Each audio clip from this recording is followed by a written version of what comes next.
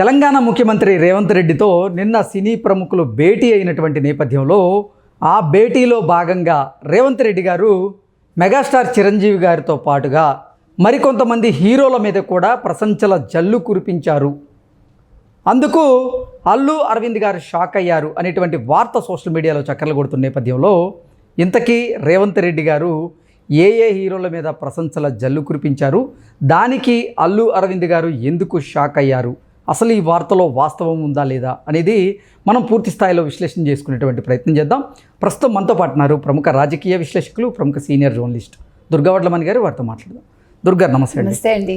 నిన్న సినీ ప్రముఖులు రేవంత్ రెడ్డితో భేటీ అయినటువంటి నేపథ్యంలో ఆ భేటీలో భాగంగా రేవంత్ రెడ్డి గారు మెగాస్టార్ చిరంజీవి గారితో పాటుగా మరికొంతమంది హీరోల పేర్లు కూడా ప్రస్తావించి వారిని ప్రశంసించారని, అయితే అక్కడ ఉన్నటువంటి అల్లు అరవింద్ గారు షాక్ అయ్యారు అనేటువంటి వార్త సోషల్ మీడియాలో చక్కర్లు కొడుతోంది. ఇంతకీ రేవంత్ రెడ్డి గారు ఏ హీరోల్ని ప్రశంసించారు, దానికి అల్లు అరవింద్ గారు ఎందుకు షాక్ అయ్యారు, అసలు ఈ వార్తలో వాస్తవం ఉందా, నిన్న అసలు ఏం జరిగింది అక్కడ అంటే ఏం చెప్తారు?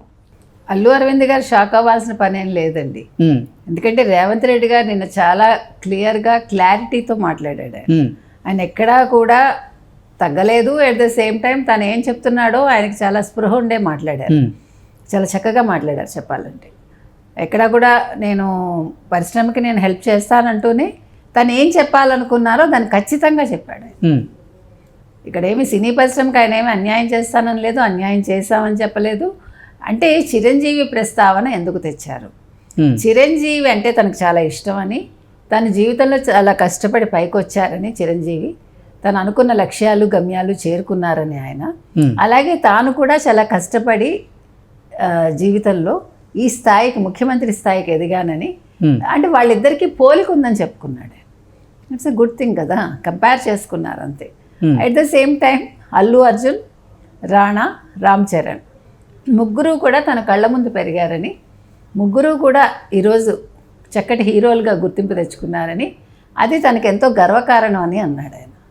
సో మరి అల్లు అర్జున్ పేరు ఫస్ట్ ప్రస్తావించాడుగా ఆయన, అంటే కోపం ఉంటే ప్రస్తావించారుగా. నిన్న రేవంత్ రెడ్డి గారు అల్లు అర్జున్ పేరు ప్రస్తావించగానే అల్లు అరవింద్ గారు షాక్ అయ్యి ఉంటారు. That's what I'm saying. Allu Arjun గురించి ఆయన అలా మెచ్చుకోవటం అనేది ఈయనకి షాకింగ్గా ఉండుంటుంది. అది అక్కడ, ఎందుకంటే ఆయన కోపంగా ఉన్నారేమో అనే భావనలో ఆయన ఉండొచ్చు. కానీ నాకు కోపం లేదు అంటే ఆ ఇష్యూ వేరు, ఇష్యూ అక్కడితో సమస్య పోయింది అని ఆయన ఇండైరెక్ట్గా చెప్పినట్టుగా అయింది. ఎవరు? రేవంత్ రెడ్డి గారు. ఇక్కడ వీళ్ళు కలిశారు కాబట్టి ఈ ఇష్యూని ఏదో క్లోజ్ చేసేసారు, వీళ్ళు కలవలేదు కాబట్టి ఇష్యూ చేశారని మాత్రం కాదండి. ఇష్యూ ఈజ్ ఇష్యూ, అంతే అంతే కదా. ఆయన వాళ్ళు ఆ కుటుంబానికి సాయం చేశారు, వాళ్ళు ముందుకు వచ్చారు, ఆ పిల్లాడి బాగోగులు చూసుకుంటున్నారు. అరవింద్ కావచ్చు, లేదు సుకుమార్ కావచ్చు, లేదు మైత్రి మూవీస్ కావచ్చు, అల్లు అర్జున్ కావచ్చు. తెలుగు చిత్ర పరిశ్రమలో చిరంజీవి గారు స్వయం కృషితో పైకే దిగి ఈ స్థాయిలో ఉన్నారు. అలాగే రాజకీయాల్లో నేను కూడా ఎంతో కష్టపడి ఈ స్థాయికి వచ్చాను, ముఖ్యమంత్రిగా ఈరోజు ఉండగలిగాను, నాకు ఎవరి మీద కోపం లేదు, పేరు మర్చిపోయిన కారణం చేత ఒకరి మీద కేసు బనాయించాల్సినటువంటి అవసరం నాకు లేదు అంటూ రేవంత్ రెడ్డి గారు నిన్న మాట్లాడినట్లుగా కొన్ని వార్తలు మనం చూసాం. అంటే ఒక పక్క చిరంజీవి గారిని ఆయన పైకెత్తుతూనే ఇప్పుడు యంగ్ హీరోలుగా రాణిస్తున్నటువంటి రామ్ చరణ్ గారిని కానీ, అలాగే అల్లు అర్జున్ గారి పేరును కానీ, రానా గారి పేరును, వీళ్ళందరి పేర్లను ప్రస్తావిస్తూ వారి మీద ప్రశంసల జల్లు కురిపిస్తూనే వారందరూ నాకు సుపరిచితులే, నేను వాళ్ళని చిన్నప్పటి నుంచి చూస్తూ ఉన్నాను అంటూ కూడా అలా మాట్లాడినట్లుగా కొన్ని వార్తలు వస్తూ ఉన్నాయి. ఏంటి, నిజంగా అదంతా జరిగిందా? ఖచ్చితంగానండి. ఆయన అదే చెప్తున్నాడు. ఆయన స్వయం కృషితో చిరంజీవి వచ్చారు, నేను కూడా స్వయం కృషితో అంచెలంచెలుగా ఈరోజు ముఖ్యమంత్రిని అయ్యాను. సో అంటే వాళ్ళిద్దరికి పోలిక చెప్పుకుంటున్నాయి ఆయన. అల్లు అర్జున్ కావచ్చు, రాణా కావచ్చు, రామ్ చరణ్ కావచ్చు, ఇంత బాగా ఉన్నత స్థాయికి వచ్చారు. సో నా పేరు మర్చిపోయినంత మాత్రాన నేను ఎందుకు అతన్ని అరెస్ట్ చేయిస్తాను అంటే నేను అంత చీప్ పర్సన్ కాదని ఆయన చెప్పాడు క్లియర్గా. అది పెద్ద విషయం కాదు కదండి. ఇప్పుడు ముఖ్యమంత్రి అనేవాడు, ఇప్పుడు తిట్టేవాళ్ళు ఉంటారు, పొగిడేవాళ్ళు ఉంటారు, ఎప్పుడైనా ఎక్కడైనా అది న్యాచురల్. అది ఒక రకంగా తప్పు, ఒక రకంగా ఆయన మర్చిపోయి ఉండొచ్చు అనే వాదన కూడా వచ్చింది. సో అది ఆయన పట్టించుకోడు. ఇక్కడ కావాల్సింది ఆయన చెప్పింది ఏంటంటే మహిళ ప్రాణాలు అలా అవడం అనేది నా మనసుని కలిచివేసింది అని క్లియర్గా చెప్తున్నాడు.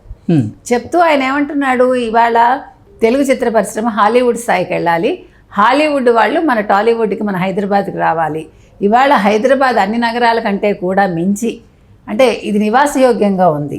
ఇక్కడ సినిమాలు తీసుకోవడానికి వాతావరణం అనుకూలంగా ఉంది కాబట్టి అందరూ ఇక్కడికి రావాలి. అందుకోసం మేము త్వరలో ఒక పెద్ద సదస్సును ఏర్పాటు చేయబోతున్నాము.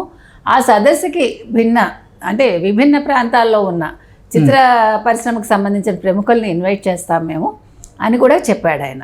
చెప్తూనే ఎకో టూరిజం గురించి మాట్లాడారు, టెంపుల్ టూరిజం గురించి మాట్లాడారు. దానికి సంబంధించి సినిమా పరిశ్రమకు సంబంధించిన వాళ్ళందరూ కూడా హెల్ప్ చేయాలన్నారు.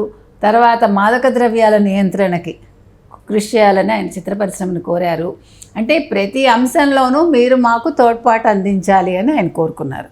తర్వాత గతంలో ఎన్టీ రామారావు గారు, చెన్నారెడ్డి గారు ఏ రకంగా మొదటి తరంలో సినిమా వాళ్ళకి ఆదరణ చూపారో, రెండో తరంలో చంద్రబాబు నాయుడు గారు, రాజశేఖర రెడ్డి గారు చూపించారు. ఇప్పుడు మూడో తరంలో మేము కూడా అలాగే చూపిస్తున్నాము. మేము ఇప్పటికి 8 సినిమాలకు జీవోలు ఇచ్చామని ఆయన గుర్తు చేశారు. అంటే ఆయన ప్రతి ఒక్కటి క్షుణ్ణంగా తెలుసుకుంటున్నారు, ప్రతి ఒక్క అంశాన్ని ఆయన క్షుణ్ణంగా పరిశీలిస్తున్నారని మనకు అర్థమవుతోందిగా. అంటే మనిషి కోపం పెట్టుకుంటే నిన్న వాళ్ళని కలవక్కర్లా, అపాయింట్మెంట్ ఇంకో రోజు ఇస్తాను పోస్ట్ పోన్ చేయొచ్చు మాటకి, అవునా కదా. నిజంగా కోపం ఉంటే ఇమీడియట్గా ఆయన కలవాల్సిన పని లేదు. కోపం తగ్గాక 2 నెలల తర్వాత 3 నెలల తర్వాత కలవచ్చు.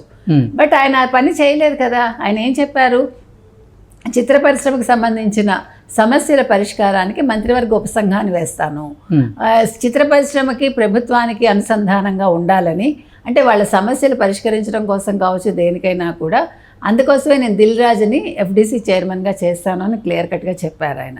కాబట్టి నిన్న జరిగిన ఈ వాళ్ళ భేటీ ఏదైతే ఉందో ఇది మంచికే పరిణమించిందని మనం అనుకోవచ్చండి. ఇక్కడ కోపతాపాలకి తావు లేదు, అంతకంటే చిత్ర పరిశ్రమను ఆయన ఏమీ కించపరచలేదు. ఈరోజు చిత్ర పరిశ్రమ వెళ్ళి ముఖ్యమంత్రి కాళ్ళ దగ్గర పడుంది అని కొంతమంది కమెంట్స్ చేశారు. అది కూడా కాదండి, తప్పది. ఇప్పుడు మనం ఫస్ట్ నుంచి అదే చెప్తున్నాం, చిత్ర పరిశ్రమ కావచ్చు, ప్రభుత్వం కావచ్చు, ఇచ్చిపుచ్చుకునే ధోరణిలోనే ఉంటాయి. ఏమండి, ఒక సినిమా రెడీ అవ్వాలంటే ఎంతమంది పని చేస్తే అవుతుంది?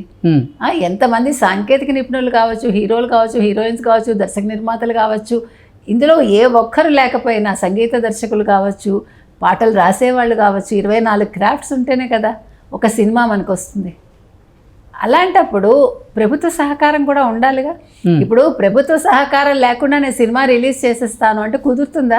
తేడా వస్తే మళ్ళీ అదే ప్రభుత్వం దగ్గరికి వీళ్ళు వెళ్ళాలి కదా. కాబట్టి ఇక్కడ తగ్గడాలు, లేకపోతే వాళ్ళ కాళ్ళ దగ్గరికి వెళ్ళి ఉన్నారు, మీరు ఇంతకాలం గమ్మునున్నారు అని మాట్లాడే వాళ్ళకి అది తప్పని నేను అంటాను. ఎప్పుడైనా కూడా అసలు వీళ్ళు ఈ పని ఎప్పుడో చేయాలి.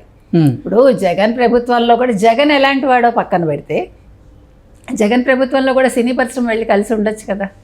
ఫస్ట్లోనే కలిసి ఉంటే అసలు ఈ అవమానించారనే మాట వచ్చేది కాదేమో, మనకు తెలియదు. ఏ కొత్త ప్రభుత్వం వచ్చినా మీకు నచ్చినా నచ్చకపోయినా ఒకసారి కట్టేసి వెళ్ళి కలవాలి, ఆ ముఖ్యమంత్రిని కలవాలి, ఆ సినిమాటోగ్రఫీ మంత్రిని కలిస్తే వాళ్ళే సహకరిస్తారు. సహకరించలేదనుకోండి రెండోసారి మీరు వెళ్ళక్కర్లా. ఓకే కదా, అది. ఓకే అండి, థ్యాంక్ యూ సో మచ్.